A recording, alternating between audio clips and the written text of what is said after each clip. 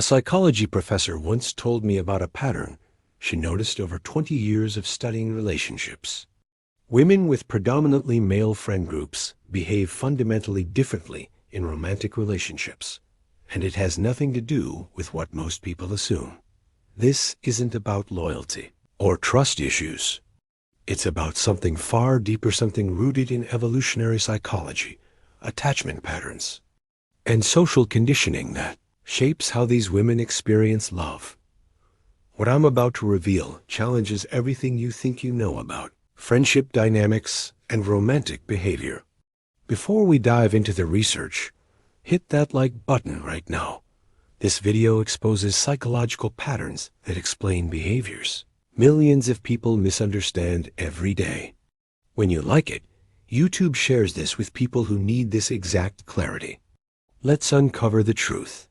I'm James, and today I'm breaking down the fascinating psychology behind why women with more male friends display specific behavioral patterns in love and relationships, patterns backed by research in social psychology, evolutionary biology, and attachment theory. This isn't about judgment. It's about understanding. Whether you are this woman, you're dating her, or you're trying to understand someone in your life, this will give you insights you've never considered. Let's decode the psychology. Pattern number 1. The validation COMCSSs. Number 1.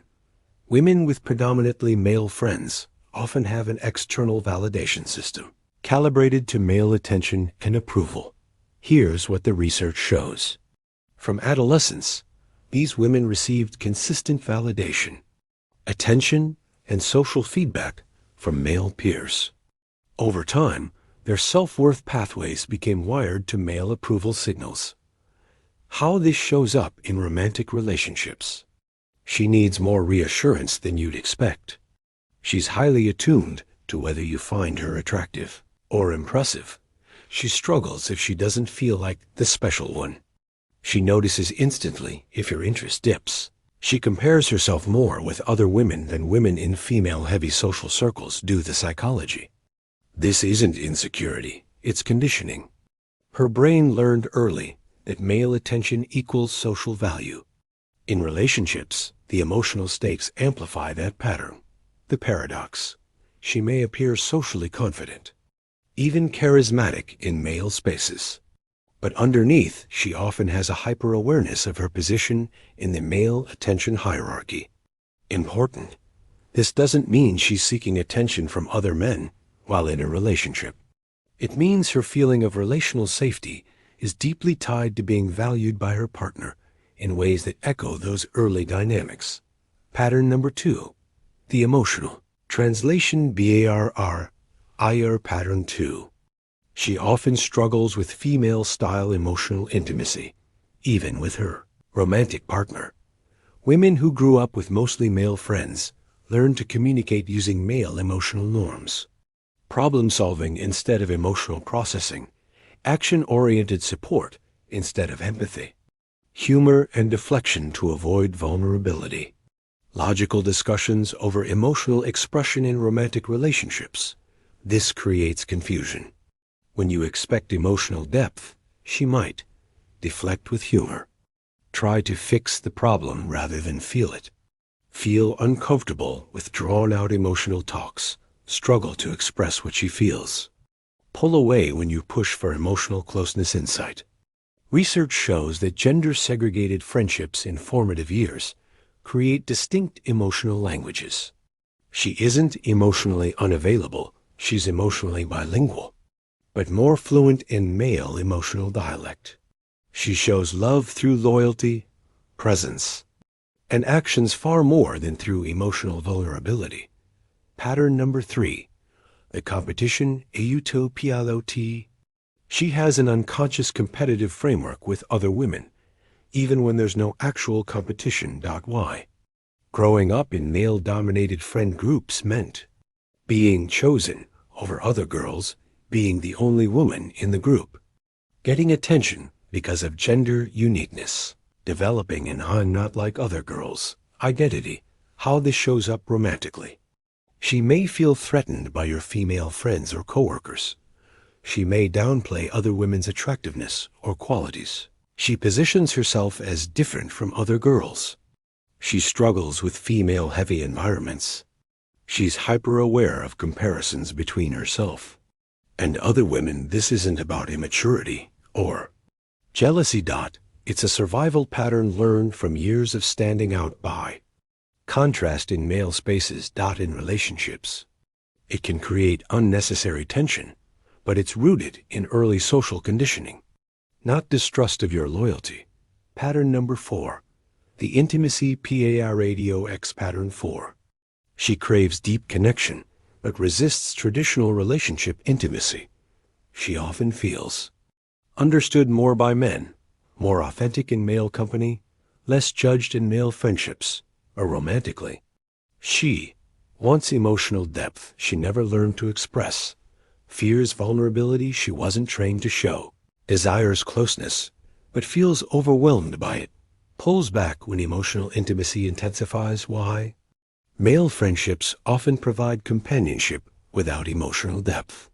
She learned to bond through shared activities, humor, and presence, not emotional transparency. Romantic relationships, however, require vulnerability, a skill she didn't practice. You'll notice she's comfortable physically, but hesitant emotionally. She bonds through doing, not talking. She pulls back when you offer deeper emotional intimacy.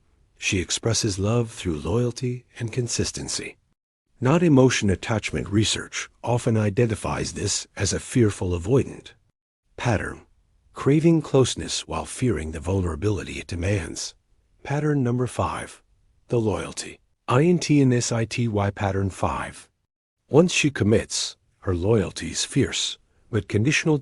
In male groups, loyalty is proven through consistent presence, showing up during conflict, practical support, action-based trust. So, in romantic relationships, she is extremely loyal once you've proven yourself, expects loyalty in the same action-driven way, sees small betrayals as massive violations, remembers who showed up and who didn't, may test your loyalty in subtle ways.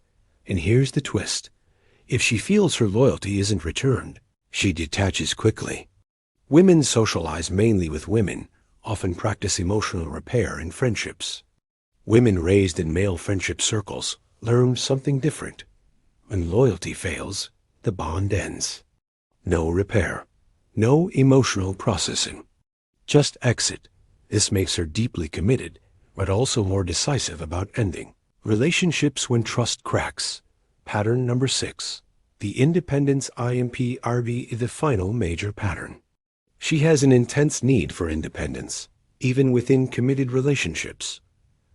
Growing up among male friends often meant proving competence, avoiding being seen as needy, showing she could keep up being equal, not protected. This creates romantic patterns like resistance to being taken care of, discomfort when you try to solve things for her, needing space to feel secure, struggling to ask for help, seeing emotional dependence as weakness. She needs her hobbies, her friendships, her identity, her autonomy. The paradox.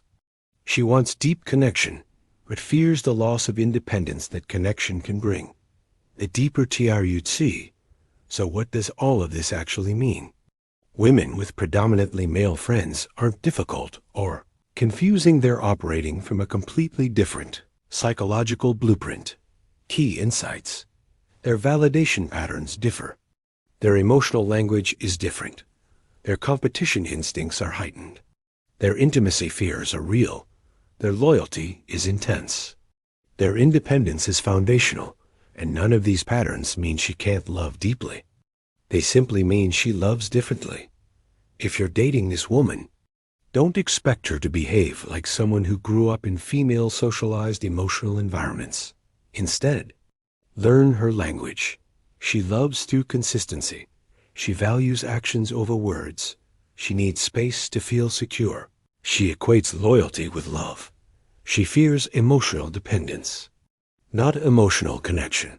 If you are this woman, Understanding these patterns gives you power. You can choose which behaviors support your relationship and which ones sabotage it. You're not broken. You're conditioned. And awareness is the beginning of transformation. If this explained patterns you've been seeing but couldn't name. Here's what I want you to do. 1. Subscribe and turn on notifications. I break down human behavior and relationship psychology in ways nobody else is talking about. 2. Comment below. Are you this woman? Are you dating her? Which patterns resonated? This community is judgment-free, and your story matters. 3.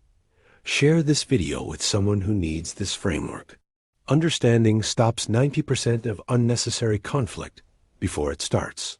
Final thought. We all have psychological patterns. The question isn't whether you have them. The question is whether you understand them well enough to navigate love consciously. I'll see you in the next one. Stay curious.